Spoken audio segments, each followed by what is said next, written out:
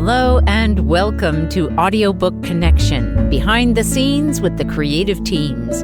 I'm Becky Parker-Geist and I'm your host. Audiobook Connection is your place to learn about the audiobook creative process in discussions between the authors, narrators, producers, and post-production teams that bring them all together, as well as guests who have listened to the audiobooks and have questions for the creative teams. This podcast is sponsored by Pro Audio Voices, helping great stories come alive through audiobook production and marketing.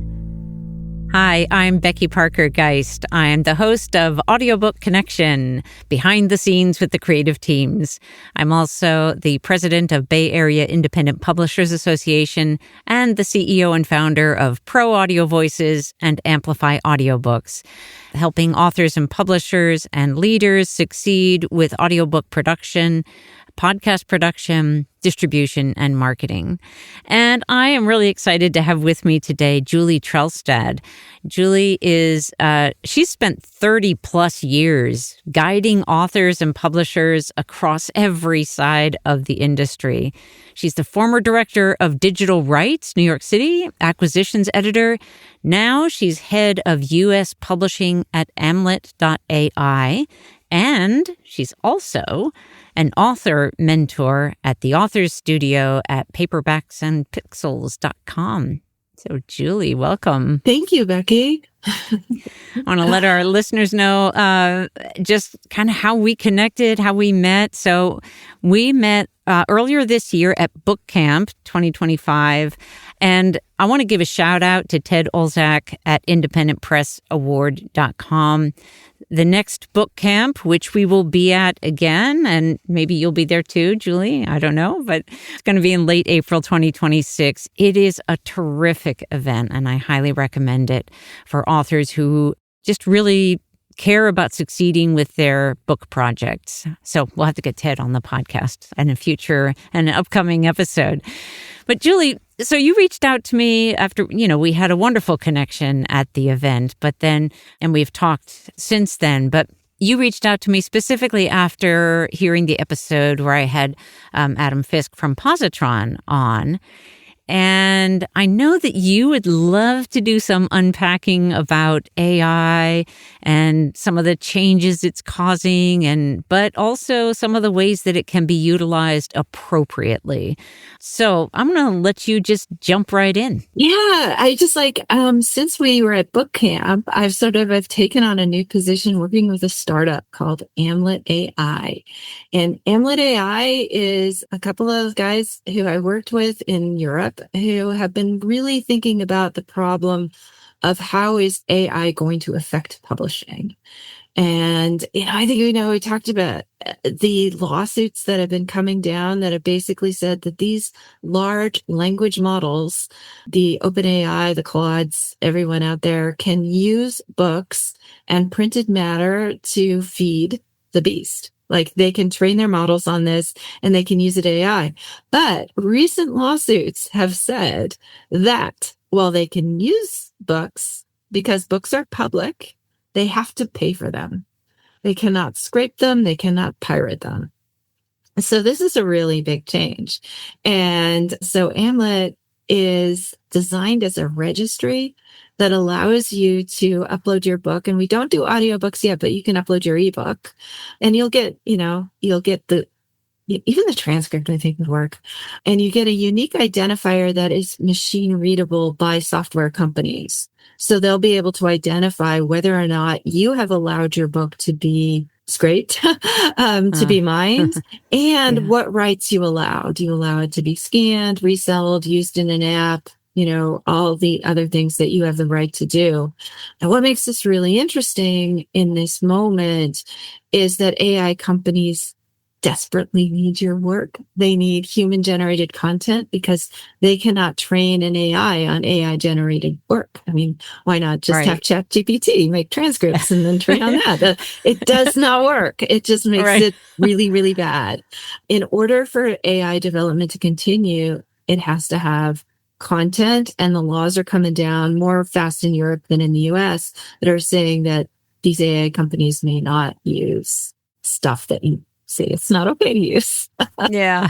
When you mentioned that, like not training on AI generated content, it just reminded me of a movie I hadn't thought of in a long time, but, and it's pretty silly. I can't remember the name of it, but it's where one clone gets you get the clone of the clone of the clone of the clone, and they're all living together in the garage, the apartment upstairs, the garage, trying to figure out, at first it seemed cool, and then it wasn't so cool anymore. It's generally a bad idea. And there's a lot of really interesting, I've been learning as much as I can, like I'm a book person, but learning as much as I can about AI.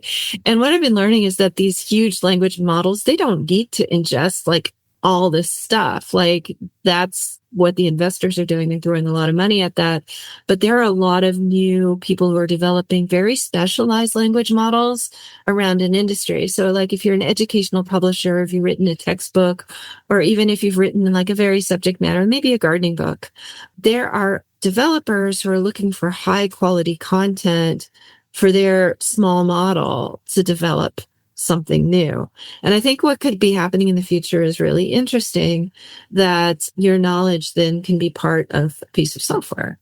Interesting. And it doesn't have to be just like part of a garbage dump, Right. It right now it just feels like this massive amount of it'll just scrapes anything, and you get all kinds of junk in the middle of all of that.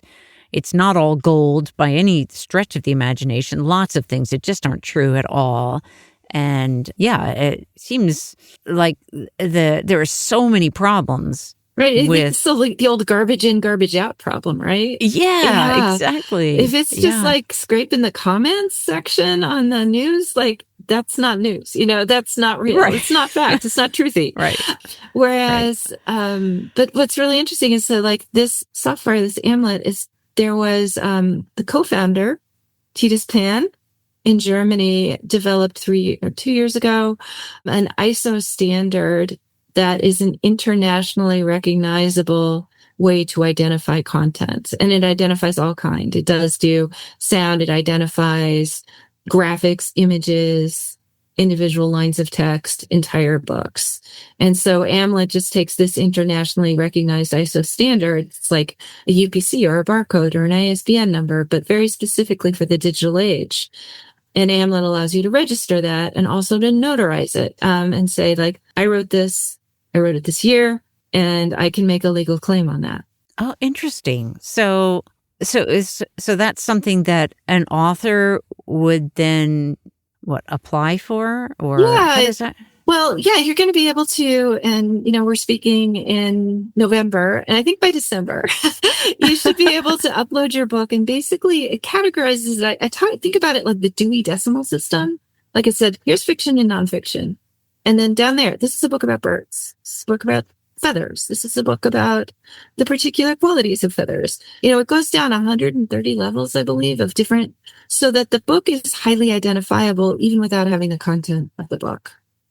So even if you create this identifier, and then if I were to say, take the same book in French, create the identifier, and maybe an expanded edition and create the identifier for that, they would be like 90-something% similar. So you will be able to tell what books are just like yours. And that way, if somebody steals it and you run a scan, and you're like, I read that first. I see. That's cool. And then also, okay, so then... Still techie. Sorry about that. How does...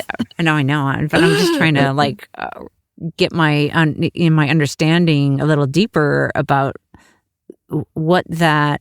So then the information, let's say, so then you have, thousands of books that get registered. Yeah, so that goes in a database. Okay. And then that database has an API, an open API, so that anyone who's developing software, open source, and it's not in any one place, this is distributed, so that you can't be a corporation and own all these things, right? So these books are available to anyone through an open AI. They can connect, and they can do a search and pull information in or ask for information, and they can only bring in that content which is allowed to be licensed. Okay. And that's where those permissions happen for the author who say, I'm allowing this, not allowing that. Okay. And they can determine exactly what they allow and they don't allow. Mm-hmm. And then this has not happened yet. And this is probably what happens next is once these books are in the database, then the licensing, the individual publisher, the author, their agent, Amlet's going to create a registry, will then put a price on that and say, like, for you to train my book on AI, well, it'll cost 5x the cover price of the book. And for you to use it in an app, you get paid like Spotify. So you're going to get paid like every time it plays, every time a piece of your book is used in micropayments. Like, again, even down to the paragraph level. So if that paragraph is pulled from your book every time it's used, the Amlet identifier will be able to say, that was a use, you owe me a penny, or whatever it is you say it's going to be worth, because it will be a marketplace where you can set your price. Interesting. So it sounds like you're creating a system that is in some ways similar to what we're doing with Amplify audiobooks in terms of like putting that control back in the hands of the creators. Exactly. Right? Yeah. And that's sort of like these founders, I worked with them at Streetlib before, which is an international book distribution company. And we've talked to, we chatted about that back then. But their whole MO is to create tools that empower individual creators. And whether that creator is an individual author or a small independent publisher, or even like a larger publisher, it gives you the tool to be able to directly sell your work. It's much more direct than going through a distributor, than going through, a layer of retailers. Right. Nice. And so will publishers be in that mix, or? Yeah, we've already signed on a couple hundred small publishers. Got a few large that are bringing in. It works a little differently. So instead of them uploading the book, we actually have a piece of software that they can use to create these identifiers without exposing the content at all of their books. So it just creates some licenses, and they will be able to, choose to put their book, again, choose rights by book or by the whole catalog. And we are currently onboarding publishers. Yeah. We're doing it manually right now, but again. Yeah. So talk to us a little bit about what that mapping structure that you're describing with all those different layers, down to the paragraph level. Like, is that an automated process in some way? Yes, that's what this software does. So like, as I was saying, like you get this piece of Amlet software, and like if you're a large publisher, you download the software, you put it on your server, and then you feed it the EPUBs generally, or a PDF at this point. EPUBs is the best format. And it actually, classifies the whole document, but in a much smaller file than the whole document. It's just it's metadata. It's a very smart metadata, and figures out all the parts and pieces. So like we are offering like free registration. Anybody can put their books in the system for free. But if you wanted the line by line, paragraph by paragraph, and if you want it notarized, we're charging currently $29 a book to do that service, which I think is totally worth it, because then it's a little harder to do, but it allows you to be available for micropayments. And especially like if it was an illustrated book, every single one of those illustrations would be coded, cataloged, and associated with that book, with that author, with that publisher. Right. Wow, that sounds amazing. And we've already signed on with Bowker, the ISBN agency. So we're going to be making a connection there as well. Oh, cool. So are you expecting that? Yeah. What do you have an idea of like what you'll be proposing in terms of that relationship? I would imagine it will be like they sell ISBNs to publishers. I should hope that they will be selling Amlet identifiers as well. But right now we're selling it directly, but they're going to be a partner to resell it as well. Wow. Julie, let's just take a short pause, and we'll come right back and talk some more. Would you like to earn more from your audiobook sales? If you're an author with an audiobook, you may have noticed that royalties from Audible especially, and other platforms as well, are frankly kinda pathetically low, disappointingly low, and unfairly low considering what it cost you in effort and resources to create it. How is it The retailers are the ones making all the money off your work and investment. As someone who started in the audiobook industry in 1981, I've found it frustrating that authors keep getting shortchanged. The good news is that Pro Audio Voices just launched Amplify Audiobooks, a direct sale audiobook platform for authors that puts you back in the driver's seat. Earn 65% of the gross sales price that you set. Compare that to the percentage of the percentage that retailers give. Run promotions on schedule whenever you want. Create coupon codes. Build community with your customers, since you'll know who they are and how to contact them. Work with a caring, responsive, supportive team to help you succeed all along the way. Get help with marketing. Get paid weekly. We're helping audiobook authors who are frustrated by painfully low royalties and the barriers that prevent them from managing their own products and customers.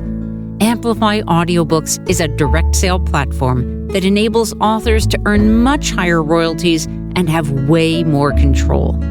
We're disrupting the audiobook industry by putting authors first.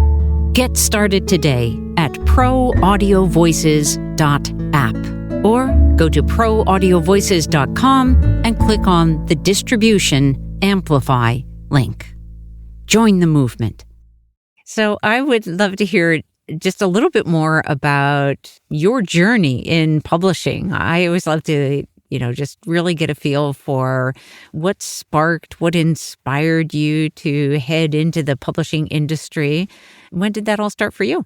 It was an odd one. It was when I graduated with an undergraduate degree in architecture in the 80s. And oh, interesting. I know. I ended up working at an architecture magazine, which was fascinating. And in the first couple of years I was there, it was like, this is so much more fun than doing real architecture. I get to talk to architects. I get to write about them and learn about their work and learn about all these different things. And so I went from there, from this magazine, to then ultimately working in books. And I ended up at this company called the Taunton Press, they were a magazine publisher, did fine home building, fine home woodworking magazine. And I ended up editing and publishing a book called The Not So Big House, which that's a long time ago. That's decades ago, yeah. But it ended up selling. It was at the moment that Barnes and Nobles were opening everywhere. And it ended up being a best-selling book, in this new category. But ever since then, I've sort of got more specialized. I ended up doing professional architecture books at Wiley. And then I became more generalist, where I did sort of home building, woodworking, wine books at Sterling, which at the time was part of Barnes and Noble. And then after that, I decided, don't do this. Please don't do this. Start my own publishing company. Or maybe do it, but don't do it. Don't do it where you decide to print card decks in China. So I started a company. I very quickly got national distribution. I got all kinds of success. And then Borders went out of business with my first big book. But ever since then, I've been a consultant in the industry, and I've had a lot of really interesting jobs, both as an editor, working with authors. As you said, I was director of digital rights, and that was at Writers House, which is a really large literary agency. They represented Nora Roberts and, Stephanie Meyer and all kinds of well-known authors. And while I was there, I discovered what these authors needed. Even these authors that had huge representation and big contracts, they still needed to learn marketing on their own, and they needed to figure out how to navigate the industry, and they needed to learn how to build their platforms. So I've continued to do that work ever since. And as I say, I do it in the author studio. I work with authors and I teach them how to fish, really. And we do use AI tools. I help them use AI in a way that helps them market their book, figure out strategy, help them determine their brand. And I create all these, I can't help it. I create all these little tools for them and mentor them in, I've certainly worked a few of them through the process of creating an audiobook. Yeah. Amazing. So it sounds like you've, when you talk about sort of zooming in and zooming out from the, sort of how niche you've been at certain points in your career. That sounds, and that in and out sounds like has given you a lot of perspective in terms of what's happening in the industry overall and like what's that next big shift. I understand you love focusing Surfing. on like what's that next big shift? What's the next thing? Yeah, exactly. Like I think I came into the industry just at exactly that moment. Like my first year working at the magazine was the first year they had Quark Express. The day I arrived, there was a computer in the office and it had the phone that, hooked to the modem and screeched as we were delivering our copy. Yeah. Then we receive a packet in the mail with the pages that got pasted up on the wall. Nope. But within a year, we were doing it on Quark. Yeah. And desktop publishing had arrived. And like at that moment, Barnes and Noble was growing really quickly. But by the time I was at Wiley, or even before Wiley, not too long after, Amazon started. And it really changed everything in the industry. At first, it was about making ebooks. We actually thought that ebooks were going to be way more expensive for consumers, like hundreds of dollars than the actual book, because we thought that ebooks were going to be like software, which was like, right. Totally like, and software used to be really expensive. I mean, sometimes it still is. But yeah. It was going to be like Microsoft Word, and you're going to get your book. You'd have to buy it in boxes at the store and put on your shiny, CD-ROM and big cases, like 12 CD set for your book. You remember the younger, it's like the younger generation will go, "What are they talking about?" Yeah, and then like at Writer's House, it was sort of like the wave of the first round of authors having to do email newsletters and social media. And, that like because a couple of authors did it once, all of a sudden every author had to do it. And so they had to become, and the tech problems were real. Like authors had to become technologists, and they had to like learn how to use all these media, and they had to make graphics and format things. And I found like that became my work. And so it was natural for me, like AI, what's this new toy we can play with? Yeah. So when you're working with authors and you're mentoring them, are there sort of a subset of issues that you find that you get the most questions about, or where authors need the most help? What really has come up this year more than anything, which is like interesting to me, is like, who am I as an author, and how do you position your book? Because I think the biggest problem you see, like when people are publishing, is that there's now like 2,000 books every single week. And like, what makes you different? What makes you special? Why would somebody want to read this book rather than that? And, it's something I don't think authors are coming to me as a problem saying, like, but it's something I observe that people buy books or the main reason people don't buy books is because of how much time it's going to take them to read it. And maybe their nightstand is about to collapse anyway, and they couldn't possibly put another book on there. It's not about the money. And it's really weird because like marketing is usually about the money. It's usually about the sale. Whereas an author has to learn how to teach people to spend time with them. And I think that's probably even more true in audiobooks. You want people to spend time with you. The money doesn't matter. They're going to pay whatever you ask for that book. It's going to be lunch, not more than that usually. But there's so much other choice. So it's really important for an author to come up, and it's not just like, I wouldn't say it's just the brand. Like if they're a nonfiction author, it's about a certain take on a subject matter. If you're a fiction author, it is about the brand. It's about the experience you have reading that book. But how do you convey that? So I actually created a special AI tool called the Little Black Dress, which creates a beautiful branding statement for any author. Makes you look perfect. And that's an exercise that is built entirely out of when I was an acquisitions editor acquiring books for publishers. I had to prove two impossible things. I always had to prove, like, this book is just exactly like that bestseller we had last year, that one, but it is unique in all the world. And I had to, like, as an editor, when I'm acquiring books, and I think this is still true, if you're querying your books, think about it this way. I'm the gatekeeper. I have to prove these two things are true.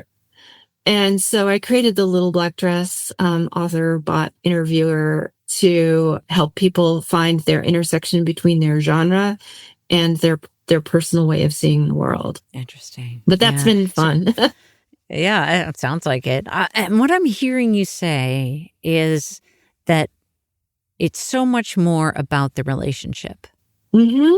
It's not, it's so much less a transaction, which is, I think, the way most authors are actually thinking about a sale is it's a transaction that then I'm going to be able to, well, I think it's not just in terms of the money that's going to come in, but it will put food on their table, right? I mean, that's the hopefully, yeah. Hopefully, so that they can keep writing or keep living their lives in the positive way, but that there's, frankly, I think even more of the authors that I speak with, what they care about most is I really want to share this story. I want more people to, So, but it's about that relationship. That's what I'm hearing. It's truly about that relationship between the author and the reader. And also, if you're marketing your book, some of the smartest relationships you can develop are with other authors who are also reaching the same group of readers. And so much of marketing advice generally is coming from product sales. And books just aren't. They are and they aren't. They're a funny little animal because they are, they're definitely underpriced. I could say we should have made them a lot more expensive, right? But the inflation has not kept up with the price of books. Books are truly very inexpensive, extremely inexpensive. Plus you can get them at the library for free. But, so the author's task is to say, hi, I'm a human being and you want to have a relationship with me and my ideas. And it's that identity piece. I think that's hard. I mean, we talk in the studio, we do tactics. We talk about Instagram, TikTok, email newsletters, all that. But it's at the bottom of it. It's identity, who you are and who your readers are and what it is you're putting out in the world. Yeah. It's so fascinating to me. And it's so much a part of what we're thinking about very, very actively right now is we're just, in these, hopefully the last push before we launch the new version of Amplify Audiobooks. Amplify Audiobooks already exists and has for the last couple of years, but, we keep improving it. And so this next phase is all about those relationships. It's all about creating the tools and the platform where authors and their listeners and narrators can all be actively engaging with each other. Definitely. That's so good. Yeah, I know. I remember talking to you about your community approach, and I think it's amazing. And we need more of that. And 80% is 85% of all books are bought online. And yeah, most of it's Amazon, but I think, people are discovering online communities, online affiliations. They're following threads down different paths. I think that there's a tremendous opportunity because we have these tools, even with AI and the internet. We as authors and publishers can directly talk to our readers. We don't need a bookstore clerk. We don't need a publisher in between. And, to work with each other, authors shouldn't be competitive with each other because those people who don't mind if their nightstand collapses will just buy more books anyway. It's you usually walk in, I'm going to buy one book and you end up with a bag full. And that's most book buyers. Yeah. And something that I find really interesting and part of what we're trying to address, a problem I think that we're trying to address is that, we talk about authors collaborating with each other and communicating with each other and communicating with your listeners or in the audiobook world anyway, or readers for others. But most online platforms they're just blocking that information. So there's a firewall between an author and who their actual customers are. Yeah, if you sell your book on Amazon, you have no idea who bought it. Right. And it's a problem. So we're trying to totally. At least it's what we're trying to address. Exactly. Yeah, and I'm a huge believer too, and we do this in the studio of direct to consumer sales. I just think it's super smart. And I think it's a big move that authors, and you're making that possible too with audiobooks. Right. You're disintermediating from these giant platforms, and these giant platforms are more and more putting precedent on their own IP. Mm-hmm. So like Spotify is creating its own content, like Netflix and even Amazon, they're creating their own content. Then they're prioritizing that. So like you have this massive number of people underneath that. And even if your content is so good, it can, you're just not going to get the priority in that way. And, if you're only getting a margin, like even though you say self-publishing, you're making like 70%, actually that's not true. Like all this stuff gets cut out of it. And you're limited by what you can even sell it for, like by price fixing on these big platforms. So, you have an opportunity to create your own value and your own readers. And if you can charge and keep more of the money that you sell each book with, you don't need a ginormous audience to make a living. Exactly. It's totally doable. Yeah. Right. Yeah. I mean, just the difference between Amplify and what an author would typically receive from a sale, the exact same sale on Amplify versus Audible, as an example.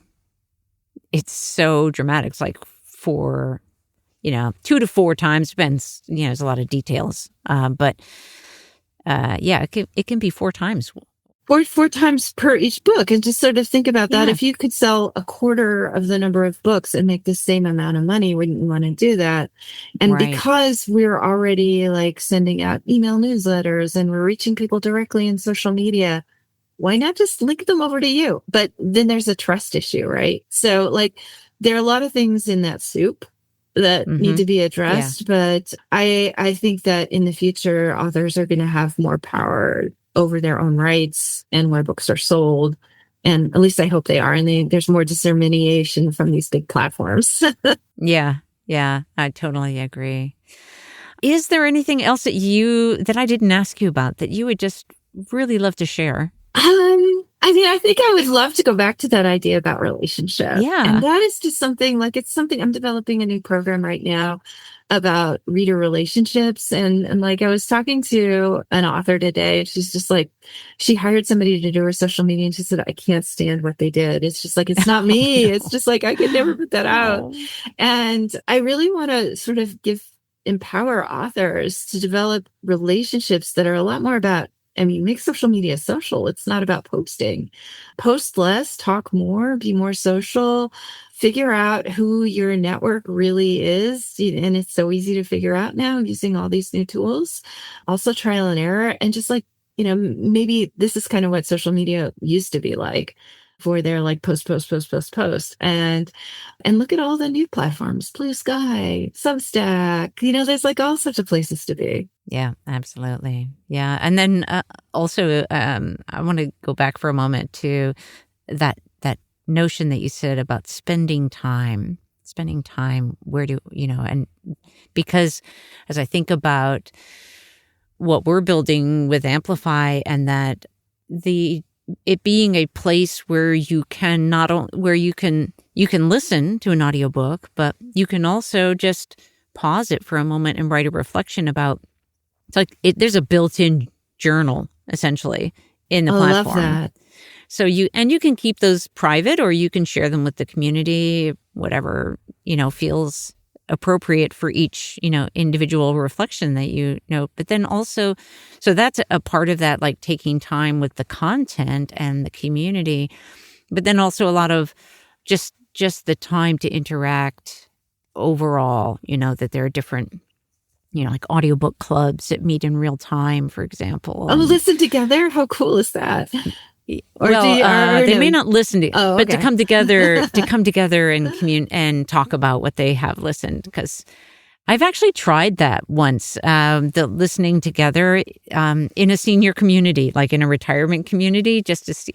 And it was when the technology was a little bit harder. Oh, great. And these were pretty seniors. So it only worked for a few of them, but it was worth a try, Then we'd have the authors come in and meet with them. And so there were some nice relationships that were built, but it wasn't a model that seemed like it was going to work big picture. There were a lot of things we thought about interactivity that didn't really work, but these things that build community, I think really do. And like what you're describing is something that's been like a wonderful feature of the Wattpad communities, like these writing communities where people can help authors and comment on things. But this whole notion of time, time, it's really about spending time with the book is something that I've been using and perhaps overusing AI over the last year. And I've come to this conclusion about slowing down because as somebody I just made this realization that this AI is thinking and producing stuff way faster than I can keep up with. And I heard somebody talk about this idea, stepping away from the desk, getting your pen, writing on paper, reading a paper book, and how that might help with balance. And I think the same is true. Like I have a habit, I like to listen to audiobooks for 30 minutes while I kind of tidy up the house before I go to bed. And it's just become such a nice ritual to like slow down, be in the moment. Julie, tell our listeners where they can find out more about what you're up to and my website is Paperbacks and Pixels, big long paperback word and pixels.com. And there you can learn about the author studio as well as amlet.ai and have a chance. You can sign up for either one or follow my blog or podcasts. Like I'm not running a podcast. I'm just on podcasts. And is it paperback singular or plural? Paperbacks plural, like mini books and mini pixels. And of course it's the two formats. We've got physical and digital books. Yeah. Well, I want to thank you so much for joining me. Again, this is Julie Trelstad, and I look forward to what's next for you. So we should definitely have you back on the show later. Yeah, thank you, Becky. So much fun. All right. Take care. Okay, take care. Thanks for joining us for Audiobook Connection, behind the scenes with the creative teams. Please take a moment to subscribe at audiobookconnection.com. The podcast is sponsored by Pro Audio Voices, helping great stories come alive through audiobook production and marketing. Learn more at proaudiovoices.com. Again, thanks for being with us, and please join us next week.